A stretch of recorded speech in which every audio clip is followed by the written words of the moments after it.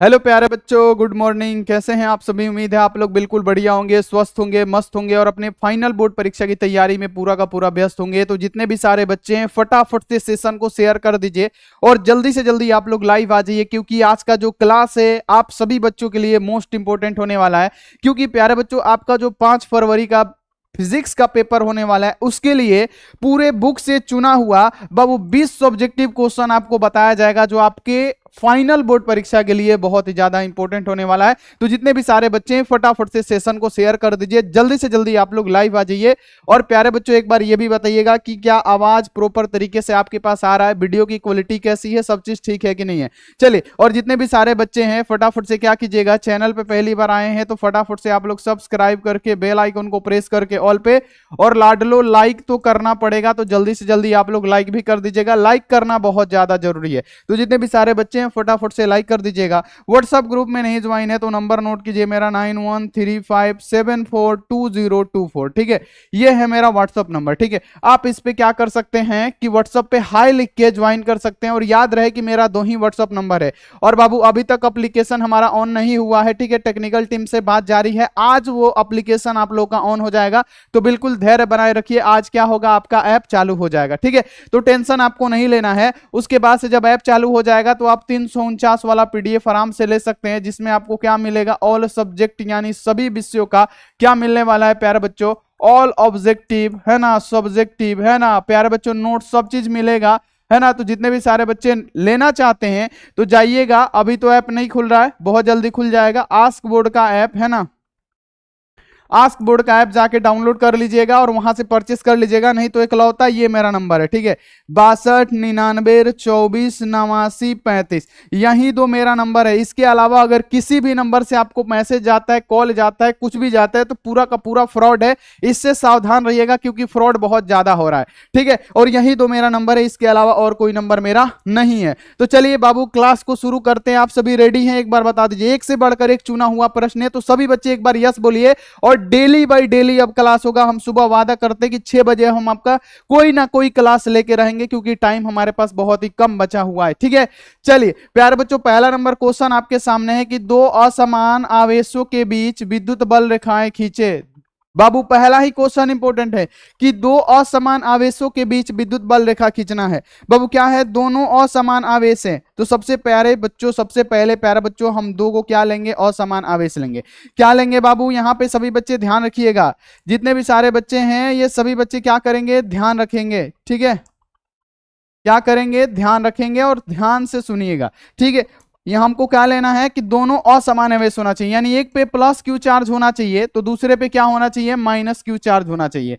तो प्यारे बच्चों, जब दोनों असमान आवेश होंगे तो उनके बीच विद्युत बल रेखाएं क्या होगी बाबू, ये क्या करेगा, इसकी तरफ आकर्षित करेगा, है ना, इसकी तरफ। ये क्या करेगा, इसकी तरफ आकर्षित करेगा। जैसे प्यारे बच्चों आप लोग को पता होगा, है ना, जैसे आप लोग को पता होगा कि ये क्या करते हैं कि जब विजातीय आवेश होते हैं तो क्या करते हैं, एक दूसरे को आकर्षित करते हैं। तो इसी प्रकार से आपको क्या करना है बाबू, वैद्युत बल रेखाएं खींचनी है बाबू, क्योंकि ये एक दूसरे को क्या करेंगे, आकर्षित करेंगे। एक दूसरे को क्या करेंगे, ये आकर्षित करेंगे। ठीक है, तो इसी प्रकार से क्या करना है, आपको विद्युत बल रेखाएं खींचनी है। विद्युत बल रेखाएं कुछ इस प्रकार से खींचनी है, क्योंकि जो असमान आवेश होते हैं ना प्यारे बच्चों, वो एक दूसरे को आकर्षित करते हैं और बाबू सजातीय आवेश एक दूसरे को क्या करते हैं, प्रतिकर्षित करते हैं। तो ऐसे आपको क्या करना आएगा, तो कॉपी में आपको क्या करना है, वैद्युत बल रेखा को आपको बाबू ऐसे दर्शा देना है। और ये 2 नंबर का क्वेश्चन है जो आपके फाइनल बोर्ड परीक्षा बाबू 5 फरवरी के लिए बहुत ही ज्यादा इंपॉर्टेंट होने वाला है।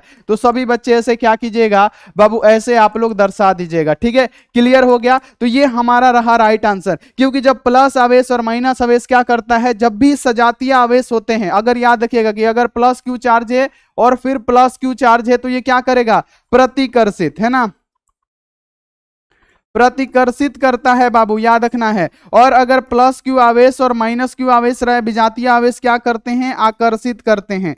क्या करते हैं प्यारे बच्चों, तो आकर्षित करते हैं। ये सब आपको क्लियर होना चाहिए। तो ये जब दोनों विजातीय आवेश है तो क्या करेंगे, एक दूसरे को आकर्षित करेंगे और ऐसे आपको विद्युत बल रेखाएं खींच देनी है, जो कि 2 नंबर का आता है। अब देखिए अगला क्वेश्चन आपके सामने है बाबू। अगला क्वेश्चन आपके सामने क्या है कि विद्युत क्षेत्र की तीव्रता, देखिएगा इंपॉर्टेंट क्वेश्चन है, डेरिवेशन है कि वैद्युत क्षेत्र की तीव्रता और विद्युत विभव के बीच संबंध स्थापित करे। प्यारे बच्चों, वैद्युत क्षेत्र की तीव्रता और विभव भी के बीच संबंध आप बता दीजिए।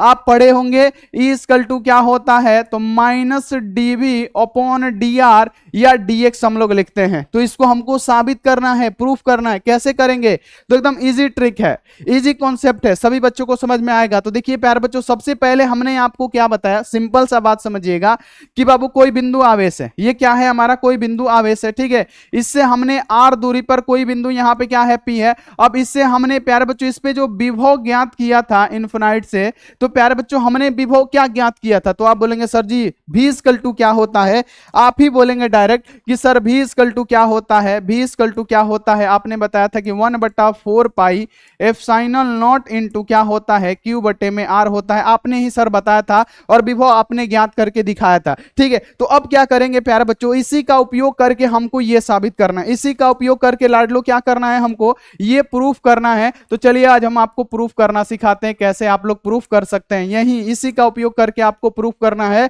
और हम आपको आज प्रूफ करके दिखाएंगे। सबसे पहले क्या करेंगे, जितने भी सारे बच्चे हैं ध्यान रखिएगा कि यहां पे क्या करेंगे कि आर के सापेक्ष क्या कर देंगे, डिफरेंशिएट कर देंगे।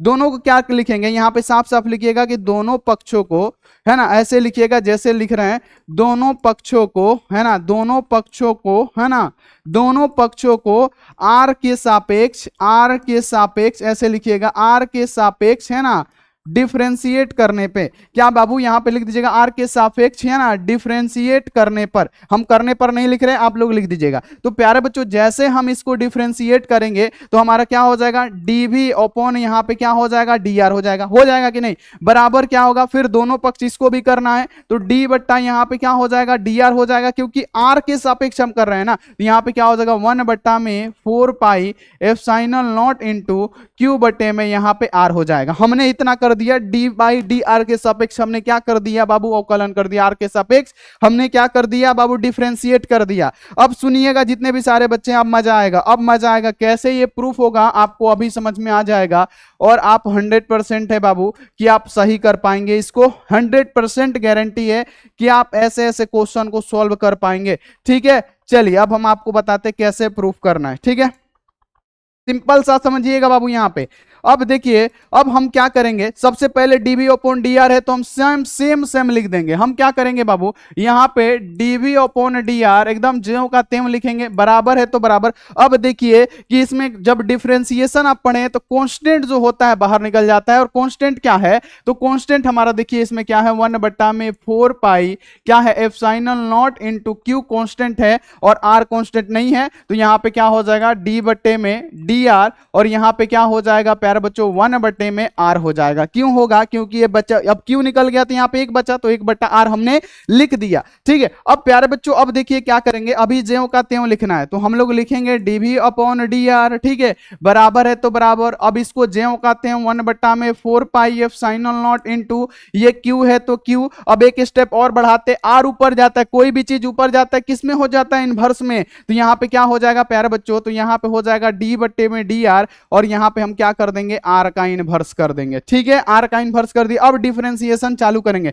अभी ज्यों का त्यों लिखना है बच्चे, अभी ज्यों का त्यों लिखना है। यहां पे हम लोग डीवी बट्टे क्या कर देंगे, डी आर कर देंगे, बराबर है तो बराबर। ये इसी प्रकार से रहेगा 4 पाई एप्सिलॉन नॉट इनटू क्या होगा प्यारे बच्चों, ये हमारा हो जाएगा क्यू, ठीक है। अब प्यारे बच्चों डिफरेंशिएशन एक्स की पावर एन का हम आपको डिफरेंशिएशन में पढ़ाएं कि अगर डी बाई डी एक्स रहे और एक्स की पावर एन रहे तो क्या होता है, एन एक्स के पावर एन -1, है ना। तो प्यारे बच्चों सबसे पहले ये -1 आएगा, तो माइनस को हम इधर लिख देते हैं। चलिए सबसे पहले इसको मिटा देते, जगह कम है ना तो थोड़ा सा और कम स्टेप में बनाते हैं, समझा तो दिया आपको, और कम स्टेप में बनाने की कोशिश करते हैं। देखिए सबसे पहले तो हम क्या करेंगे, यहां पे ज्यों का त्यों लिखेंगे, तो यहां पे लिख देंगे कि डीवी बट्टे में क्या हो जाएगा बच्चे, डी आर, है ना। अब प्यारे बच्चों इक्वल टू है तो इक्वल टू, अब ये माइनस को हम पहले लगा देते हैं, अभी आपको समझ में आएगा। 4 पाई एप्सिलॉन नॉट इनटू यहां पे जब इसका डिफरेंशिएशन करेंगे तो क्या होगा, आर के पावर 2 हो जाएगा, क्योंकि -1 है। फिर प्यारे बच्चों जब जोड़ेंगे इसमें तो ये क्या हो जाएगा, तो +2 हो जाएगा,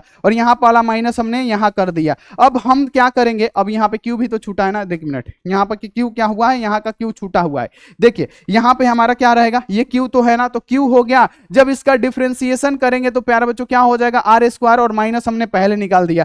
अब देखिए प्यारे बच्चों कि अब हम इसको कैसे कर सकते हैं, अब हम इसको कैसे कर सकते हैं, तो हम लिख सकते हैं कि डी बट्टे में यानी डीवी बट्टे में डी आर इजकल टू, अब ये माइनस है तो माइनस, यहाँ पे 1 बट्टे में 4 पाई यहाँ पे एप्सिलॉन नॉट इनटू क्यू, और प्यारे बच्चों आर स्क्वायर में है, नीचे आएगा क्या होगा बाबू, यहाँ पे -2 होगा ना। अब आर स्क्वायर में -2 में है तो नीचे आएगा तो क्या होगा प्यारे बच्चों, आर स्क्वायर बन जाएगा, हो जाएगा। और प्यारे बच्चों इसको हम लोग क्या कहते हैं, तो बाबू ई कहते हैं ना, ई कहते हैं ना, ई कहते हैं ना। तो हमारा यहाँ पे क्या होगा, सभी बच्चे ध्यान में रखिएगा, यहाँ पे हमारा क्या होने वाला है, सिंपल सा याद रखिएगा कि हमारा डीवी ओपन में डी आर है तो डीवी ओपन में डी आर। अब यहाँ पे आपको ध्यान में रखना है कि डीवी ओपन में डी आर है तो डी आर है ना, समझिएगा, डीवी ओपन में डी आर है तो डी आर। देखिए यहाँ पे क्या है, डीवी ओपन में डी आर है तो डी आर बराबर क्या, हम इसको ई लिख सकते हैं क्योंकि इतना का मान क्या होता है, ई होता है, तो माइनस हम यहाँ पे क्या कर देंगे, ई लिख देंगे, ठीक है, माइनस यहाँ पे ई लिख देंगे। अगर हम लोग सही करना चाहें तो इक्वल टू क्या हो जाएगा, माइनस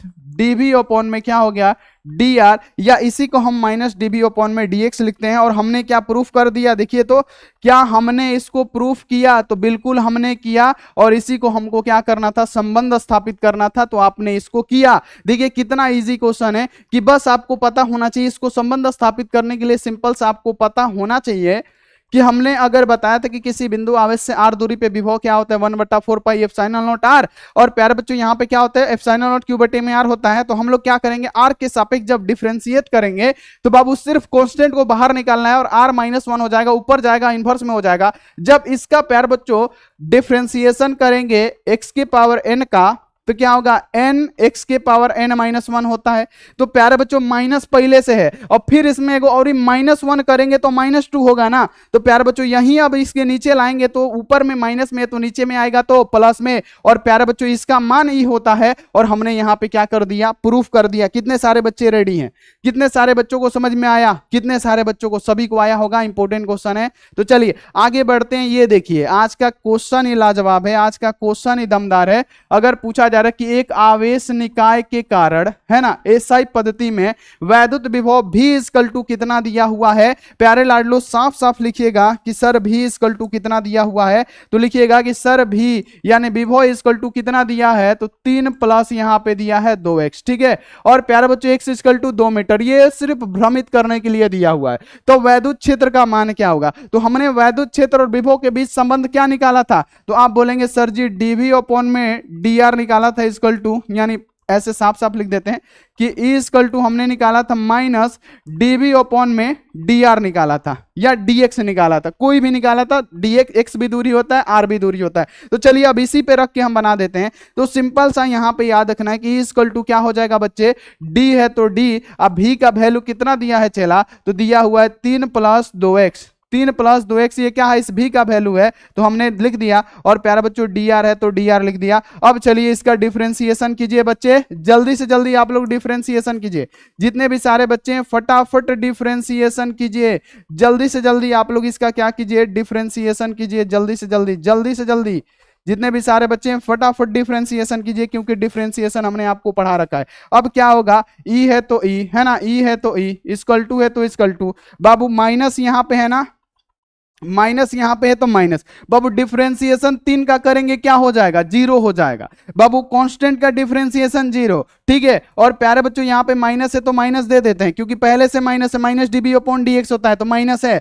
3 का 0। फिर D by D x 2x का करेंगे तो क्या होगा, 2x का क्या होता है प्यारे बच्चों, तो यहाँ पे हो जाता है, यहाँ पे हो जाएगा बाबू, याद रखना है कि 2x का डिफरेंशिएशन 2, यानी e का मान कितना निकला, तो e इक्वल टू कितना निकला, -2। और प्यारे बच्चों विभव ज्ञात करना है, तो यानी यहाँ पे याद रखना है कि वैद्युत क्षेत्र का मान क्या होगा, तो यहाँ पे हमारा कितना निकला, e इक्वल टू -2 निकल गया। और यही हमारा क्या होगा, राइट आंसर हो जाएगा, है ना। यहाँ पे क्योंकि साफ लिखा हुआ है कि एक आवेशित निकाय के कारण एसआई पत्ती में वैद्युत विभव इतना दिया हुआ है, तो वैद्युत क्षेत्र का मान क्या होगा, तो वैद्युत क्षेत्र इक्वल टू क्या होगा प्यारे बच्चों -2 यहाँ पे वोल्ट प्रति मीटर हो जाएगा। तो कितने सारे बच्चों का आया हुआ है वोल्ट प्रति मीटर, यहाँ पे लिख भी सकते हैं नहीं भी लिख सकते हैं, बिल्कुल कोई भी दिक्कत नहीं है, कितने सारे बच्चों का इतना आया हुआ है। चलिए बहुत बढ़िया। अब देखिए अगला कि शीश संधारित्र, बहुत हार्ड क्वेश्चन है, बहुत सारे बच्चों को लगेगा बहुत हार्ड क्वेश्चन है, लेकिन ऐसा क्वेश्चन कुछ होता नहीं है। और डेली सुबह आइएगा, डेली सुबह में हम आपका क्लास करवाएंगे, ठीक है, और या तो थ्योरी कराएंगे या तो सब्जेक्टिव कराएंगे, ऑब्जेक्टिव सुबह में नहीं होता है। देखिए क्वेश्चन आपके सामने क्या है बच्चे, ध्यान रखिएगा कि सी धारिता और भी विभवांतर तक आवेशित संधारित्र की विद्युत ऊर्जा क्या होती है। बाबू 2020 का क्वेश्चन है, 2 नंबर पूछा गया था, इतना इजी क्वेश्चन है। देखिए क्वेश्चन क्या है कि सी धारिता और भी विभवांतर तक आवेशित संधारित्र की विद्युत ऊर्जा क्या होती है। तो प्यारे बच्चों हमने क्या बताया, विद्युत ऊर्जा, यानी प्यारे बच्चों याद रखना है कि विद्युत ऊर्जा क्या होती है, इक्वल टू क्या होता है, हाफ CB² होता है। और यहीं लिख दीजिएगा, यहीं आपका आंसर। देखिए कितना इजी है, यहीं लिखिएगा, यहीं आपका आंसर। इसी से 2 नंबर बाबू कन्फर्म, इसी से 2 नंबर बाबू कन्फर्म, और कन्फर्म हमारा हो गया 2 नंबर। सिंपल सा लिखना है कि सी धारिता और बी विभवांतर तक आवेशित संधारित्र की विद्युत ऊर्जा क्या होती है। तो यू इक्वल टू क्या होता है प्यारे बच्चों, हमारा CB² होता है, हाफ CB²। कितने सारे बच्चे हैं जो क्लियर है, एक बार बताइए कितने सारे बच्चे हैं जो क्लियर है। क्लियर, आगे बढ़े। चलिए ये वाला क्वेश्चन बाबू आप देखिए, ये वाला क्वेश्चन इंपॉर्टेंट है। चलिए देखिए 5 नंबर क्वेश्चन है कि किसी बिंदु पर, देखिए क्वेश्चन क्या है हमारा, देखिए क्वेश्चन है कि किसी बिंदु पर विद्युत विभव तथा तीव्रता में अंतर स्पष्ट करें। तो बाबू विद्युत विभव क्या होता है, विद्युत विभव हमने क्या बताया कि अनंत से किसी बिंदु आवेश को वैद्युत क्षेत्र के भीतर लाने में जितना भी कार्य करना पड़ता है उसको हम लोग वैद्युत विभव कहते हैं। यानी ये प्यारे बच्चों मान लीजिए कि कोई प्लस क्यू आवेश है, इसका कोई क्या है, ये अपना कोई क्षेत्र है, तो अनंत से क्या करेंगे, ये प्लस मतलब क्या है बाबू, टेस्ट चार्ज है, प्रशिक्षण आवेश है। तो इस प्रशिक्षण आवेश को वैद्युत क्षेत्र के किसी बिंदु यहां पे मान लीजिए P है, अब इसको यहां तक लाने में कार्य तो करना पड़ेगा ना बाबू, कार्य तो करना पड़ेगा। तो जितना लाने में कार्य करना पड़ता है उसको क्या कहते हैं, वैद्युत विभव कहते हैं। यानी V इक्वल टू क्या होता है, W/Q0 होता है। यानी प्यारे बच्चों किसी प्रशिक्षण आवेश को वैद्युत क्षेत्र के भीतर किसी बिंदु तक लाने में जितना भी कार्य करना पड़ता है उसको वैद्युत विभव कहते हैं। यानी क्या होगा, V इक्वल टू W/Q, है ना। तो ये हमने सीख लिया कि हमारा विभव क्या होगा। तो विभव लिखिएगा कि वैद्युत क्षेत्र के किसी बिंदु पर विभव वह कार्य है जो एकांक धन आवेश को अनंत से उस बिंदु तक लाने में करना पड़ता है। यानी V इक्वल टू W/Q, है ना। तो हमने ये लिख दिया, हमने बता दिया। और वैद्युत क्षेत्र की तीव्रता मतलब विभव क्या होता है, वैद्युत तीव्रता ना पूछा गया तो यहाँ पे तीव्रता लिख दीजिएगा चेला, ताकि आपको समझ में आए। यहाँ पे हम लिख देते हैं कि तीव्रता पूछा गया है, तीव्रता तीव्रता तीव्रता, इंटेंसिटी। देखिए अब तीव्रता क्या होता है प्यारे बच्चों कि ये हमारा क्या है, कोई प्लस क्यू आवेश है ना, इसका कोई अपना क्षेत्र है, तो इस बिंदु पे इसका अलग मजबूती होगा, इसके से दूर यहाँ पे कुछ अलग मजबूती होगा, इससे और दूर यहाँ पे कुछ अलग मजबूती होगा। यानी इंटेंसिटी का मतलब होता है मजबूती। यानी ये जो विद्युत क्षेत्र है तो इसके अंदर कहाँ पे कितना मजबूती है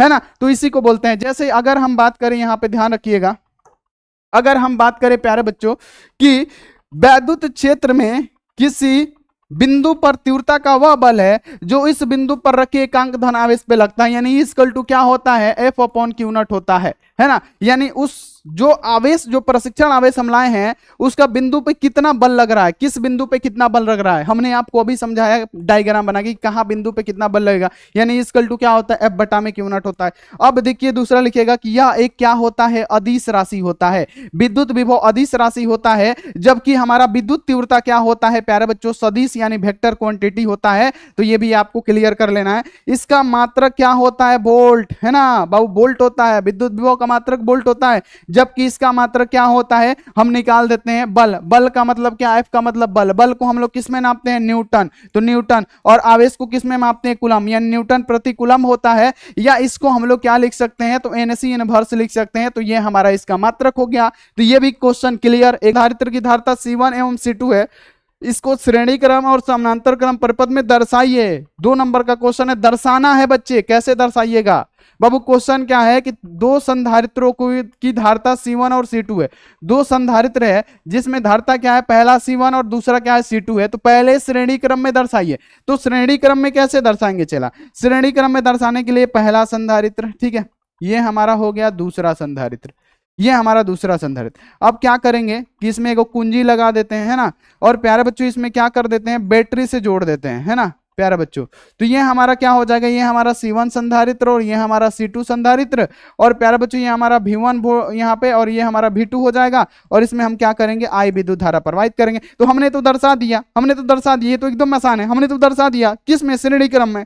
हो गया ना, क्लियर हो गया। अब इसी को बोल रहा है कि फिर दो को आप समानांतर क्रम में दर्शाइए। तो समानांतर क्रम समायोजन क्या होता है कि जब दो संधारित्र होते हैं, मतलब जितने भी संधारित्र होते हैं, कि किसी बिंदु ए से इसको जोड़ दिया जाए। फर्स्ट टर्मिनल को बिंदु ए से और दूसरे छोर को क्या किया जाता है, किसी बिंदु मान लीजिए बी है, जोड़ दिया जाए और उसको फिर यहाँ पे मान लीजिए कुंजी लगा दीजिए, स्विच लगा दीजिए, और यहाँ पे क्या करना है आपको, बैटरी से इसको क्या कर देना, अप्लाई कर देना है, बैटरी से यहाँ पे लगा के इसको ऐड कर देना है, ठीक है। और इसमें क्या करना है, विद्युत धारा प्रवाहित करना है। तो ये हमारा C1 संधारित्र, ये हमारा C2 संधारित्र। अब धारा क्या होगा, दोनों में बढ़ जाएगा। तो प्यारे बच्चों ये जो हमारा होगा समानांतर क्रम में होगा और ये हमारा श्रेणी क्रम है। तो दर्शा दीजिए, क्या दिक्कत है, दर्शाइए ऐसे। क्लियर क्लियर, चलिए आगे बढ़िए। ये देखिए क्वेश्चन है कि 100 वाट तथा 100 वाट 220 वोल्ट रेटिंग का बल्ब 240 वोल्ट के साथ जोड़ा जाता है। तो वैद्युत शक्ति क्षय का गणना करें। बाबू शक्ति क्या होता है, वैद्युत परिपथ की शक्ति क्या होती है? आप बोलेंगे P। गुरुजी P इक्वल टू क्या होता है, V अपॉन मतलब V स्क्वायर अपॉन R होता है। लेकिन सबसे पहले देखिए कि P इक्वल टू दे दिया है, P इक्वल टू कितना दिया है, 100 वाट दिया है, और V इक्वल टू कितना ही है, 220 वोल्ट दिया हुआ है, ठीक है। चलिए तो प्यारे बच्चों सबसे पहले हम R का वैल्यू निकाल लेते हैं। तो जब R का वैल्यू निकालेंगे तो R इक्वल टू क्या हो जाएगा, V स्क्वायर अपॉन में P हो जाएगा, P नीचे चला जाएगा, R इधर आ जाएगा। तो चलिए अब हम इसको निकालते हैं। तो V स्क्वायर भी कितना दिया है, 220 गुणे 220, ठीक है, और बटा में बाबू P कितना दिया हुआ, 100 दिया हुआ है, 100। अब देखिए इसको कटाइए, आप इसको कटाइए। कैसे कटाइएगा, एक 2 जीरो से ये 2 जीरो क्या हो गया, कट गया। 2 जीरो से क्या हुआ, ये 2 जीरो हमारा कट गया। तो बाबू हमारा R इक्वल टू कितना निकला, R इक्वल टू कितना निकला, तो आप बोलेंगे 22 गुणे 22 निकला गुरुजी, निकला, क्योंकि 2 जीरो से 2 जीरो कट गया। अब देखिए यहाँ पे आपसे क्वेश्चन बोला क्या गया है बच्चे, आपसे क्वेश्चन क्या बोला गया है, तो आपसे देखिए अब क्वेश्चन में क्या बोला गया है, साफ साफ लिखा गया है अब कि अब आपको क्या करना क्या करना है कि अब देखिए कि अब जो बल्ब है ना इसको 240 वोल्ट के साथ जोड़ना है और शक्ति का गणना करना है। तो शक्ति क्या होती है, P equal to V square upon में R। अब इससे क्या हुआ, हमारा R का वैल्यू निकल गया है। तो हम क्या करेंगे, P इक्वल टू क्या करेंगे, अब कितना है V का वैल्यू, तो 240 गुणे 240, ठीक है, और बट्टी में क्या हो जाएगा, R का वैल्यू कितना है, तो 22 गुणे क्या हो जाएगा, 22 हो जाएगा, 22 गुणे 22। अब आप इसको सोल्व कर दीजिए। अब कटाइएगा कैसे प्यारे बच्चों, तो यहाँ पे आप लोग इसको कैसे कटाइएगा, तो ये देखिए ये 22 11 बार में कट गया और ये हमारा 120 बार में कट गया, ये हमारा 11 बार में कट गया और 120 बार में कट गया। यानी जब इसको सॉल्व करेंगे ना तो 119 वाट आएगा, 119 वाट हमारा राइट आंसर आएगा। तो यहाँ पे आप लोग ऐसे लिख सकते हैं, कटाइएगा तो कितना 119 बार में ये कट जाएगा, ठीक है। तो यहाँ पे आप लोग 119 लिखे हैं बाबू। क्लियर हो गया सभी बच्चों का, क्लियर हो गया, एक बार बताइएगा सभी बच्चों का क्लियर, ठीक है। और एक बात बता दें कि आपका टेस्ट ऑनलाइन होगा और प्यारे बच्चों PDF जो है वेबसाइट पे फ्री में कैसे मिलेगा ये हम आपको बता देते हैं, ठीक है। जितने भी सारे बच्चे हैं उनको हम बता देंगे कि कैसे मिलेगा, ठीक। चलिए चलिए चलिए प्यारे बच्चों अब देखिए अगला यहाँ पे क्वेश्चन हम लोग देखते हैं कि दिए गए परिपथ में मान ज्ञात करें। क्या लिखा हुआ है कि दिए हुए परिपथ में, बाबू सब आवाज क्लियर है ना, चलिए बहुत बढ़िया। तो लिखा गया है कि दिए गए परिपथ का मान ज्ञात करें। दिए गए परिपथ का आपको बोला गया है कि मान ज्ञात कर दीजिए। तो दिए गए परिपथ का मान क्या होगा, तो दिए गए परिपथ का मान अगर आपसे पूछा जा रहा है कि दिए गए परिपथ का मान क्या होगा, तो बाबू ये क्या है, किरचॉफ का प्रथम नियम है कि सभी बिंदुओं पे आने वाली और जाने वाली सभी धाराओं का बीजगणितीय योग क्या होता है, शून्य होता है। किसी विद्युत परिपथ के किसी बिंदु पे सभी धाराओं का बीजगणितीय योग क्या होता है? शून्य होता है। तो प्यारे बच्चों एक बात बताइए, ये क्या होता है प्यारे बच्चों कि जो हमारा ये प्यारे बच्चों मान लीजिए कि ये हमारी जो धारा है वो आ रही है अंदर की तरफ, तो आने वाली धारा को हम लोग प्लस में लिखते हैं, तो ये 7 एम्पियर की धारा आ रही है। और देखिए धारा कौन सी आ रही है, देखिए ये धारा जा रही है क्योंकि इसका मुंह इधर है, और आ कौन सा रहा है? 5 एम्पियर का धारा आ रहा है, तो 5 एम्पियर हम लिख दे रहे हैं आ रहा है। फिर प्यारे बच्चों यहां पर देखिए 2 एम्पियर की धारा भी क्या हो रही है? एक बिंदु की तरफ आ रही है, तो 2 एम्पियर की धारा हम बिंदु की तरफ ला रहे हैं। लेकिन जा कौन रहा है? तो वो 3 एम्पियर की धारा आ रही है, और प्यारे बच्चों एक आई है जो जा रहा है, बराबर होता है शून्य के, क्योंकि सभी धाराओं का बीजगणितीय योग शून्य होता है। तो अब देखिए प्यारे बच्चों, अब यहां देखिए 5 दूनी 7, 7 दूनी 14, 14 एम्पियर माइनस यहां पे क्या हो जाएगा प्यारे बच्चों? -3 एम्पियर, है ना, बराबर के उधर क्या, इस आई को उधर भेज देते हैं, तो ये क्या हो जाएगा? प्लस हो जाएगा। ठीक है, तो यहां पे 14 गो में से 3 को गया, कितना बचा? 11 एम्पियर इक्वल टू क्या? आई, यानी आई का वैल्यू कितना निकल गया चला? तो 11 एम्पियर निकल गया, और यही हमारा क्या होगा? राइट आंसर हो जाएगा। और इसे आप स्पष्ट कर लीजिएगा। क्लियर? ऐसे ही निकलेगा, क्योंकि सभी धाराओं का बीजगणितीय योग शून्य होता है। तो जितनी भी धाराएं आएंगी, चाहे जितनी भी धाराएं जाएंगी, तो आने वाली धारा को प्लस में लिखते हैं, जाने वाली धारा को माइनस में लिखते हैं। देखिए 7 आ रहा है हमारा, 2 आ रहा है, 5 आ रहा है, लेकिन 3 हमारा धारा जा रहा है। और ये क्वेश्चन आया हुआ था, PYQ है।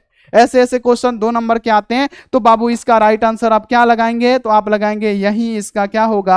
आंसर हो जाएगा। और आज का क्लास सबसे बेस्ट क्लास है। चलिए एक्स किरण का उपयोग लिखिए। तो एक्स किरण क्या होता है? विद्युत चुंबक तरंग होता है। एक्स किरण क्या होता है? ये विद्युत चुंबक तरंग होता है। और प्यारे बच्चों याद रखिएगा कि एक्स किरण जो होता है प्यारे बच्चों, इसका उपयोग बताना है कि कहां कहां पे करना है। तो एक्स किरण क्या बाबू? तरंग दैर्ध्य क्या होता है? और आप लोग बता दीजिए कि इसकी आवृत्ति कैसी होती है। और ये क्या बाबू? ये माध्यम, इसको किसी माध्यम की आवश्यकता है? तो आप बोलेंगे नहीं, इसको किसी माध्यम की आवश्यकता नहीं है, क्योंकि ये विद्युत चुंबक तरंग है, यानी विद्युत चुंबक तरंग है एक्स किरण। तो इसके उपयोग आप बता दीजिए कि इसका उपयोग आप कहां कहां पे करेंगे। तो सबसे पहले रेडियोग्राफी में इसका उपयोग किया जाता है। किसमें? रेडियोग्राफी में इसका उपयोग होगा। देखिए किसी भी क्रिस्टल की संरचना अध्ययन एक्स किरण की मदद से की जाती है। किसी भी, कोई भी क्रिस्टल है उसका अगर अध्ययन करना है तो बाबू एक्स किरण से, ये आपको क्लियर कर लेना है। ठीक है, तो ये आप लोग क्लियर कर लीजिएगा। चिकित्सा क्षेत्र में एक्स किरण यानी एक्सरे, आप लोग सुने होंगे ना कि बाबू तुम्हारा एक्सरे होगा, यानी एक्स किरण का चिकित्सा क्षेत्र में भी इसका उपयोग किया जाता है। कि कोई रोगी का जांच निदान हो, सहायता, इसमें बाबू एक्स किरण का उपयोग किया जाता है। रेडियो चिकित्सा क्षेत्र में भी एक्स किरण का बहुत ज्यादा उपयोग है। तो एक्स किरण के ये सारे उपयोग है जो आपको लिखने हैं, मोस्ट इंपोर्टेंट है।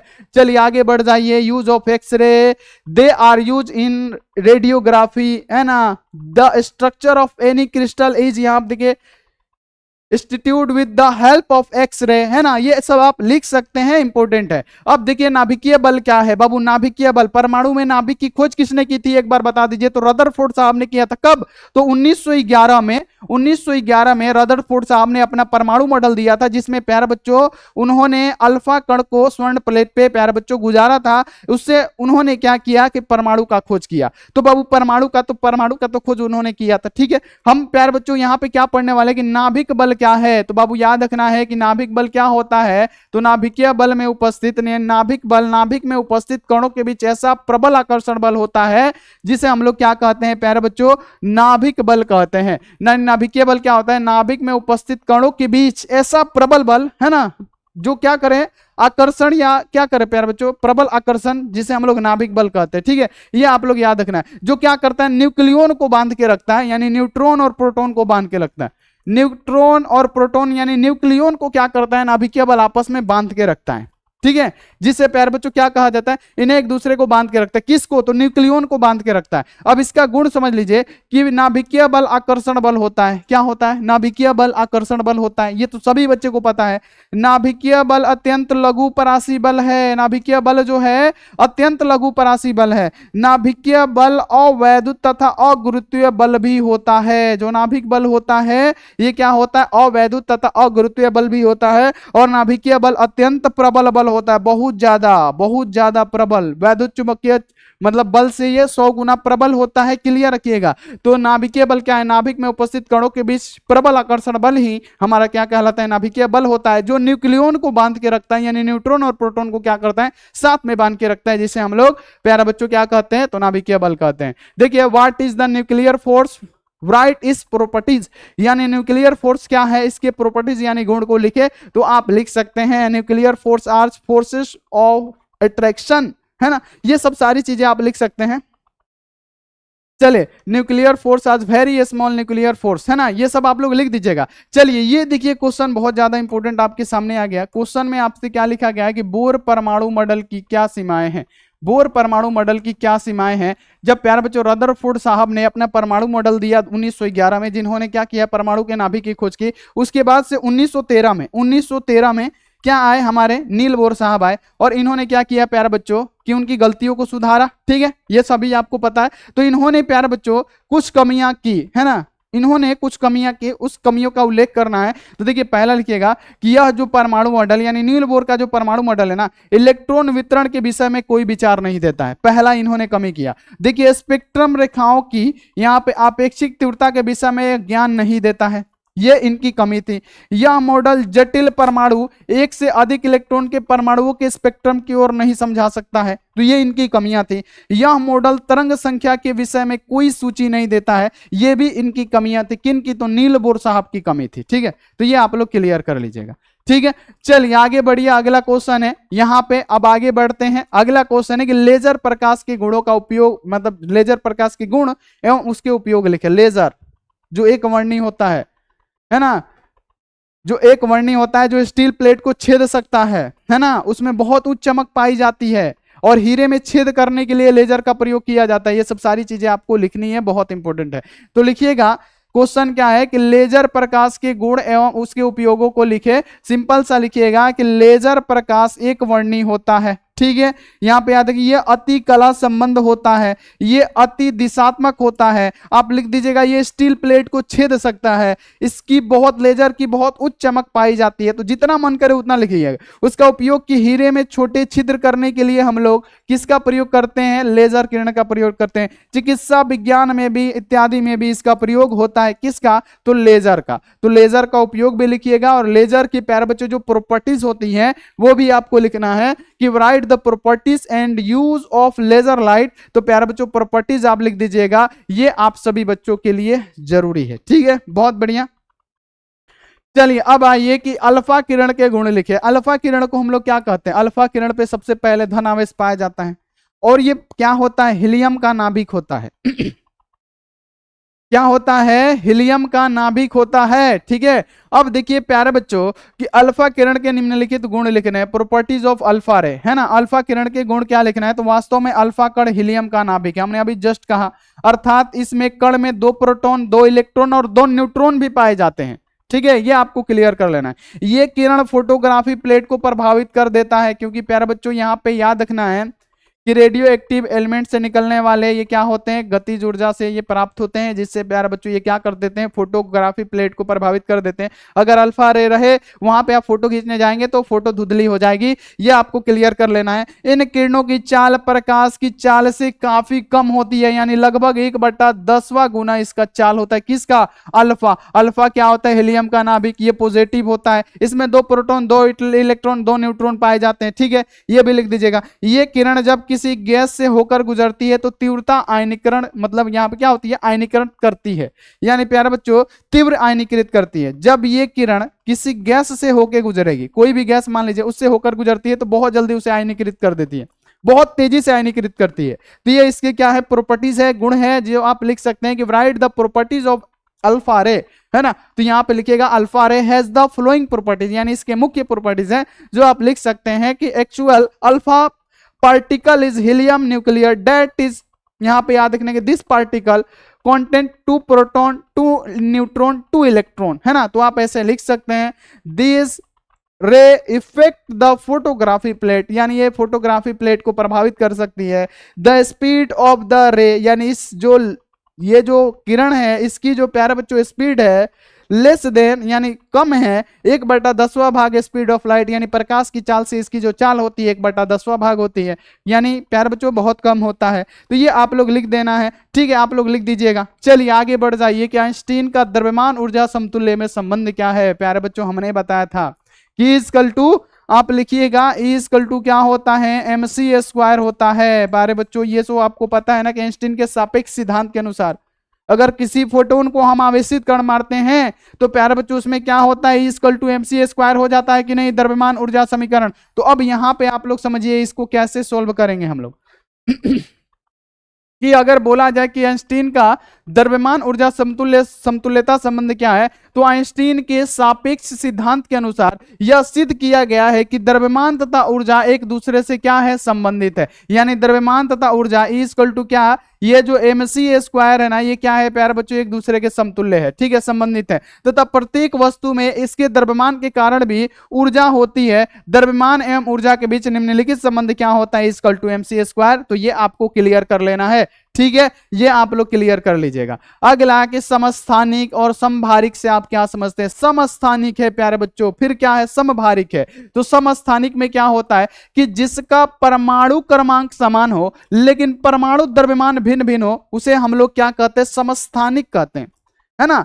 जिसका परमाणु क्रमांक प्यारे बच्चों समान हो, परमाणु द्रव्यमान भिन्न भिन्न हो, उसे हम लोग क्या कहते हैं, तो उसे कहते हैं समस्थानिक। समभारिक का मतलब क्या, कि जिसका प्यारे बच्चों परमाणु क्रमांक भिन्न भिन्न हो लेकिन इसका भार जो होना चाहिए ना प्यारे बच्चों, ये समान होना चाहिए, तो इसे क्या कहेंगे हम लोग, समभारिक कहेंगे। तो समस्थानिक के बारे में समझते हैं सबसे पहले कि किसी एक ही तत्व के ऐसे परमाणु जिनके नाभिकों में प्रोटोनों की संख्या तो समान होती है। प्यारे बच्चों इसमें देखिए, इसमें दोनों में प्रोटोनों की संख्या समान है, ये यहां पे याद रखना है। लेकिन प्यारे बच्चों ये L है ऊपर चला गया है, ठीक है, ये L है ऊपर चला गया है, ठीक है ना प्यारे बच्चों। परमाणु तो प्यारे बच्चों याद रखना है कि परमाणु क्रमांक तो समान होगा परंतु न्यूट्रॉनों की संख्या बाबू क्या होगी, अलग अलग होगी, उसे हम लोग क्या कहेंगे, समस्थानिक कहेंगे। या समभारिक की बात किया जाए तो ऐसे नाभिक जिनका द्रव्यमान संख्या समान परंतु परमाणु क्रमांक भिन्न भिन्न हो, उसे क्या कहते हैं। जैसे प्यारे बच्चों यहाँ पे ये याद रखिएगा कि दोनों का क्या है,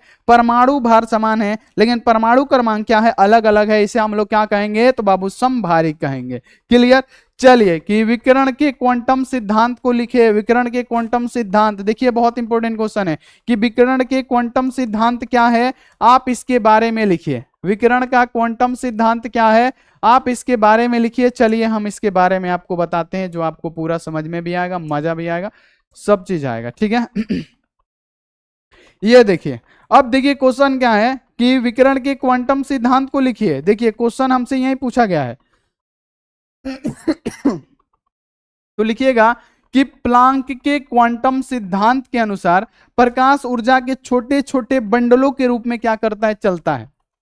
प्लांक के क्वांटम सिद्धांत के अनुसार क्या होता है, जो प्रकाश होता है ऊर्जा के बंडलों के रूप में चलता है, ठीक है। जो फोटोन होता है, फोटोन कण बहु बंडलों के रूप में चलता है, फोटोन के बंडलों के रूप में चलता है, जिन्हें फोटोन कहते हैं। और तथा प्रत्येक फोटोन की जो ऊर्जा होती है इक्वल टू क्या होता है बाबू, प्रकाश फोटोन की ऊर्जा इक्वल टू h न्यू होती है, जहां पे न्यू क्या होता है, हमारी आवृत्ति होती है, और h जो होता है हमारा प्लांक स्थिरांक होता है। तो ये आप लोग याद रखना है। तो प्यारे बच्चों यहाँ पे न्यू जो है हमारे क्या हो जाएगी, आवृत्ति हो जाएगी, h हमारा क्या होता है, प्लांक कांस्टेंट होता है। तो ये आपको लिखना पड़ेगा इतना कि विकिरण के क्वांटम सिद्धांत को लिखिए। तो लिखिएगा कि प्लांक के क्वांटम सिद्धांत के अनुसार प्रकाश ऊर्जा के छोटे छोटे बंडलों के रूप में चलता है, जिसे हम लोग फोटोन कहते हैं। प्रकाश ऊर्जा के छोटे छोटे बंडलों के रूप में चलता है, जिसे फोटोन कहते हैं। और फोटोन की ऊर्जा क्या होती है, तो फोटोन की ऊर्जा h न्यू होती है। फोटोन का संवेग क्या होता है, तो प्यारे बच्चों संवेग क्या होता है, h न्यू बटा में c होता है। ये भी आप लोग याद रखिएगा। संवेग अगर आपसे पूछ दिया जाए तो h न्यू बटे में क्या होता है, c होता है। तो ये संवेग भी लिख दीजिएगा, जिसमें न्यू क्या होगा, हमारी आवृत्ति होगी, h प्लांक कांस्टेंट होगा, और c होगा प्रकाश की चाल, ठीक है। तो ये आप लोग क्लियर कर लीजिएगा, वेरी इंपॉर्टेंट क्वेश्चन। अब देखिए अगला क्वेश्चन आपके सामने की फोटो सेल क्या है, इसके दो उपयोग लिखे। फोटो सेल, फोटो सेल के बारे में आपने पढ़ा होगा कि फोटो सेल होता क्या है, ठीक है। चले बहुत बढ़िया। और बाबू 11 बजे भी क्लास होगा, आप लोग को जरूर आना है। देखिए यहाँ पे फोटो सेल क्या है, इसके दो उपयोग लिखे। तो फोटो सेल क्या होता है, तो फोटो सेल की अगर बात किया जाए, सुनिएगा, फोटो सेल की बात किया जाए तो यह एक ऐसी युक्ति है जिसके द्वारा प्रकाश ऊर्जा को सीधे विद्युत ऊर्जा में बदला जा सकता है। बाबू फोटो सेल क्या होता है? जो प्रकाश ऊर्जा को डायरेक्ट विद्युत ऊर्जा में बदल देता है। फोटो सेल किसे कहते हैं? जो प्रकाश ऊर्जा को विद्युत ऊर्जा में बदल दे उसे हम लोग फोटो सेल कहते हैं। ठीक है, तो सिंपल सा लिखने हैं, यह एक ऐसी युक्ति है जिसके द्वारा प्रकाश ऊर्जा को सीधे क्या विद्युत ऊर्जा में बदला जा सकता है, जिसे हम लोग क्या कहते हैं? फोटो सेल कहते हैं। अब इसके प्यारे बच्चों पूछा गया है कि उपयोग बता दीजिए। तो फोटो सेल का उपयोग किसमें? विद्युत नेत्र यंत्र में किया जाता है। विद्युत नेत्र यंत्र में किया जाता है। इस यंत्र को चोर, यहां देखिए, सूचक घंटी भी कहा जाता है। ठीक है, इसे क्या कहा जाता है? चोर सूचक घंटी भी कहा जाता है। फोटो सेल का उपयोग सिनेमा में, ध्वनि में, यहाँ पे पुनरुत्पादन में इसका क्या मतलब पुनरुत्पादन में भी इसका उपयोग प्यार बच्चों फोटो सेल का किया जाता है। और फोटो सेल होता क्या है? जो प्रकाश ऊर्जा को विद्युत ऊर्जा में बदल दे, है ना। तो यहाँ पे आप लोग याद कर लीजिएगा। ठीक है, चलिए, कार्यफलन क्या होता है प्यारे बच्चों? कार्यफलन आवश्यक ऊर्जा किस लिए है? तो बाबू सतह से ठीक इलेक्ट्रॉनों को उत्सर्जित करने के लिए। ठीक है, प्रकाश वैद्युत प्रभाव हम आपको पढ़ाए थे कि जब भी किसी वस्तु पे, किसी प्यारे बच्चों याद रखना है कि किसी धातु पे प्रकाश पड़ती है तो इसमें क्या होता है? इलेक्ट्रॉन उत्सर्जित होने लगते हैं। और इलेक्ट्रॉन क्या करते हैं कि बाबू अवशोषित करते हैं इसके ऊर्जा को, है ना। ये जो इलेक्ट्रॉन होते हैं वो ऊर्जा को अवशोषित करके और निकल जाते हैं। ये हमने आपको बताया। ठीक है, कि प्रकाश वैद्युत प्रभाव क्या होता है कि जब भी किसी धातु पे प्रकाश पड़ता है तो उसमें से इलेक्ट्रॉनों का उत्सर्जन होने लगता है, जिसे हम लोग क्या कहते हैं प्यारे बच्चों? प्रकाश वैद्युत प्रभाव कहते हैं। तो इसी का ये क्वेश्चन है कि कार्यफलन क्या होता है। सबसे पहले वर्क फंक्शन पूछेंगे, पढ़ेंगे कि वर्क फंक्शन क्या होता है। तो किसी धातु से इलेक्ट्रॉनों की मात्रा बाहर निकालने में जितना ऊर्जा अवयव होता है उसे धातु का कार्यफलन कहा जाता है। यानी जब भी किसी, प्यारे बच्चों याद रखना है कि पृष्ठ पे प्रकाश पड़ता है धातु पे तो क्या होता है? इसमें से इलेक्ट्रॉन उत्सर्जित होने लगते हैं। तो बाबू इलेक्ट्रॉनों को उत्सर्जित होने के लिए, इन इलेक्ट्रॉनों को निकलने के लिए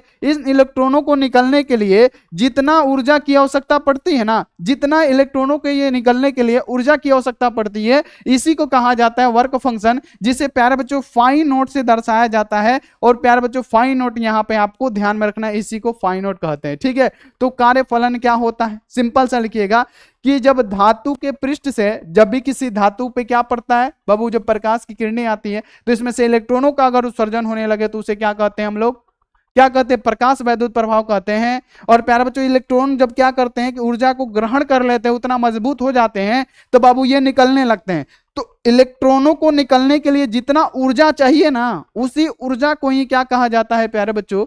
तो याद रखना है, इसी को कहा जाता है कार्यफलन। और कार्यफलन इक्वल टू क्या होता है? फाई नॉट होता है, जिसमें यहाँ पे सीजीएम का हमने लिख दिया है कि सीजीएम का कार्यफलन कितना होता है? 2.14 होता है। यहाँ पे इलेक्ट्रॉन वोल्ट, ये आप लोग लिख दीजिएगा, बिल्कुल आपको नंबर मिलेगा तो मिलेगा। ठीक है, अब देखिए कि फोटोन के गुण लिखे। जो फोटोन होता है प्यारे बच्चों, जो प्रकाश छोटे छोटे बंडलों के रूप में चलता है, उसी को तो फोटोन कहते हैं। और फोटोन प्यारे बच्चों इसका गुण क्या है, प्रॉपर्टीज क्या है? तो फोटोन की प्रॉपर्टीज हम आपको बता देते हैं, आज से कोई दिक्कत नहीं होगा। फोटोन की प्रॉपर्टीज क्या है ये हम आपको बता देते हैं कि जो फोटोन है, फोटोन विद्युत उदासीन होता है, इस पे कोई भी आवेश नहीं होता है। फोटोन विद्युत उदासीन होता है, विकिरण ऊर्जा फोटोन के रूप में होता है और गमन भी करता है उसी में। ठीक है, फोटोन का यहाँ देखिए विवर्तन हो सकता है। विवर्तन क्या होता है कि जब प्रकाश के रास्ते में छोटा सा कोई चीज आ जाता है, वस्तु आ जाता है, धूल कण आ जाता है, तो प्रकाश किनारों से मुड़ जाता है और इसी किनारों से मुड़ने की घटना को ही हम लोग विवर्तन कहते हैं। जैसे सूर्य हमारा बहुत बड़ा है, जब उसके सामने कोई छोटा सा बादल, अब सूर्य तो बहुत बड़ा है, अब कोई बादल आ गया, हम लोग को बादल बड़ा लग रहा है, लेकिन सूर्य के सामने बादल क्या है? छोटा है। अब उसके बीच में आ जाता है तो देखे होंगे कि बादल के चारों ओर क्या होता है? हमारा प्रकाश दिखाई देता है। वहां से क्या होता है? कोनों से प्रकाश मुड़ा हुआ होता है और इसी घटना को ही हम लोग क्या कहते हैं? तो बाबू विवर्तन कहते हैं। तो ये आपको क्लियर कर लेना है। चलिए, फोटोन की ऊर्जा क्या होती है प्यारे बच्चों? इक्वल टू h न्यू होता है, जिसमें क्या होता है? न्यू जो होता है हमारी आवृत्ति होती है, प्लांक कांस्टेंट होता है। तो ये आप फोटोन के गुण लिख सकते हैं, फोटोन के प्रॉपर्टीज लिख सकते हैं। तो क्या बाबू ये 20 क्वेश्चन आपको याद हो गया? याद हो गया कि नहीं? एक बार बताइए, क्या ये 20 क्वेश्चन आपको याद हो गया? 100% एक बार आप लोग बता दीजिए। और डेली सुबह में आइएगा, क्लास होगा, सब्जेक्टिव का क्लास होगा, सब्जेक्टिव आपको पढ़ाया जाएगा, थ्योरी कराया जाएगा। तो आप सुबह में 6 बजे जरूर आने की कोशिश कीजिए। ठीक है, तो एक बार जितने भी सारे बच्चे हैं, सबसे पहले तो हम यही बोलेंगे कि सभी बच्चे ना, सबसे पहले आप लोग लाइक कर दीजिए, क्योंकि लाइक करना जरूरी है, ये हमारे मनोबल के लिए है। ठीक है, लाइक और चैनल को फटाफट से सब्सक्राइब कर दीजिए और बेल आइकन को प्रेस करके ऑल पे कर लीजिए। और पीडीएफ नोट्स वाले बच्चे घबराएंगे नहीं, आज आपका ओपन हो जाएगा ऐप। ठीक है, काम चल रहा है, आपका ऐप ओपन हो जाएगा। तो अभी जस्ट देखिए शेड्यूल लगा हुआ है 11 बजे का, शेड्यूल लगा हुआ है ना। अब उसी में क्या होगा प्यारे बच्चों, अब आगे 11 बजे आइएगा, 11 बजे हम लोग का क्लास होने वाला है। तो मिलते हैं ऐसी अगली क्लास में। और फिर 1 मिनट रुक जाइए कि आपको कुछ बता देते हैं, है ना, आपको ये बता देते हैं, आपको ये बता देते हैं कि आपको पीडीएफ नोट्स चाहे ऑनलाइन टेस्ट कैसे देना है, हम आपको बता देते हैं। क्योंकि आपका एग्जाम अब नजदीक आ गया है, तो आपको सब चीज देना भी और टेस्ट लेना भी जरूरी हो गया है। तो देखिए, आपके लिए हम वेबसाइट बार बार बनवा रहे हैं, भले बार बार खराब हो जाए, है ना, भले बार बार खराब हो रहा है, लेकिन हम आपको बार बार यहाँ पे बनवा रहे हैं। तो रुके रहिए, कैसे आपको ऑनलाइन टेस्ट देना है हम आपको बता देते हैं। पहले इसको सेव कर लें, ठीक है, हम आपको बता देते हैं कैसे क्या होगा, ठीक है। चलिए हम आपको बताते हैं कि आप कैसे क्या कर सकते हैं। सिंपल सा प्यारे लाल, आपको क्या करना है, सिंपल सा आपको बाबू सर्च करना है यहाँ पे। क्या कहाँ गया जी, गूगल क्रोम नहीं है क्या जी, रुकिए हम आपको करके दिखाएंगे, ठीक है। यहाँ पे हमने सर्च किया,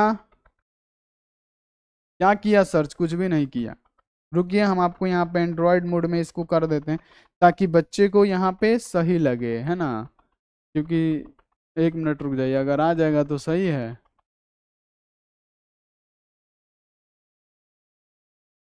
चलिए देखते हैं यहाँ पे आता है कि नहीं। सिंपल सा प्यारे बच्चों, यहाँ पे सर्च क्या करना है, आस्क बोर्ड्स, देखिएगा क्योंकि नया वेबसाइट बना है तो क्लियर आप लोग रहिएगा। लिखिएगा ASK, है ना, अब BOARDS लगा दीजिएगा, आस्क बोर्ड्स लिख के, है ना। आस्क बोर्ड्स लिख के आप लोग क्या कीजिएगा, एंटर कीजिएगा। यानी प्यारे बच्चों यहाँ पे क्या करना है, सर्च करना है। जैसे ही सर्च करेंगे ना बाबू, ये आएगा आस्क बोर्ड आएगा, और नीचे लिखा होगा आस्क बोर्ड्स, है ना, यानी आस्क बोर्ड्स डॉट इन, है ना। यहाँ पे देख लीजिए आस्क बोर्ड डॉट इन है, आस्क बोर्ड्स डॉट इन जिसपे लिखा होगा, है ना, उसी पे आपको आना है। देखिए ये रहा आस्क बोर्ड्स डॉट इन जिसपे लिखा होगा, आपको इसी पे क्लिक करना है। जैसे ही प्यारे बच्चों इस पे क्लिक कीजिएगा ना, प्यारे बच्चों आपके सामने देखिए कि पूरा का पूरा टेस्ट ओपन हो रहा है, पूरा का पूरा टेस्ट ओपन होगा। यहाँ पे आप लोग डाउनलोड कर सकते हैं प्यारे बच्चों, पूरा लाइव टेस्ट है आपके लिए, पूरा यहाँ पे महत्वपूर्ण अभिक्रिया सब चीज डाल रखे हैं। देखिए कितना सारा हम डाल दिए हैं, ठीक है, इसलिए कल क्लास भी नहीं लिए थे। तो आप लोग आइए, जैसे फिजिक्स का टेस्ट लेना है, देना है, तो आइए यहाँ पे। और बाबू यहाँ पे क्या कीजिए, 30 महत्वपूर्ण प्रश्नों का रिवीजन करना है। आप नीचे आइएगा, नीचे जैसे ही आइएगा देखिए 5008 को बच्चा अभी तक टेस्ट दे दिया है। आप कहाँ हैं, आइए यहाँ पे स्टार्ट का बटन है, यहाँ पे प्यारे बच्चों क्या करना है कि अपना नाम लिखना है। जैसे हमने आस्क बोर्ड लिख दिया, नेक्स्ट कर देना है। प्यारे बच्चों आपको 30 क्वेश्चन 15 मिनट में बनाना है। तो प्यारे बच्चों एकदम बहुत इंपॉर्टेंट क्वेश्चन है, और आके आपको सोल्व करना है। तो आइए ऑनलाइन टेस्ट दीजिए। तो मिलते हैं ऐसी अगली क्लास में, आप लोग अपना ध्यान रखना है और मन लगा के पढ़ाई करना है। Take care and bye.